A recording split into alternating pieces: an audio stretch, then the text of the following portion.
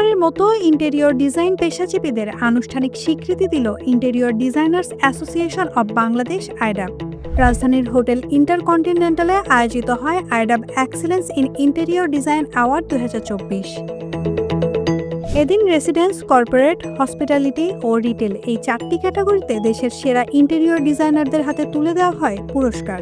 এ সময় অনুষ্ঠানে উপস্থিত ছিলেন দেশের শীর্ষ স্থপতি, কনসালটেন্ট এবং ইন্টেরিয়র ইন্ডাস্ট্রির নেতৃবৃন্দ। এ বিষয়ে আইডাব প্রেসিডেন্ট সৈয়দ কামরুল আহসান জানান, বাংলাদেশে ইন্টেরিয়র ডিজাইনের পরিধি দ্রুত বাড়ছে।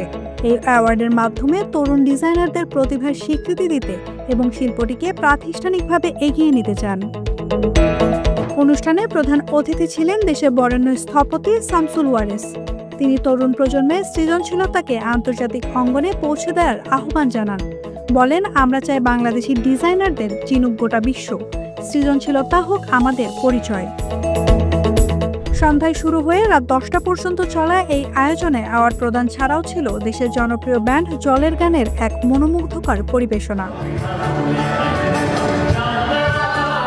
নান্দনিক নকশা আর শৈল্পিক সাজসজ্জার এই আয়োজন শুধু পুরস্কার বিতরণ নয়, বরং বাংলাদেশের ইন্টেরিয়র ডিজাইন শিল্পের একটি ঐতিহাসিক মাইলফলক হয়ে থাকল। নাওমিনা স্টিন, নিউজ ট্রেল।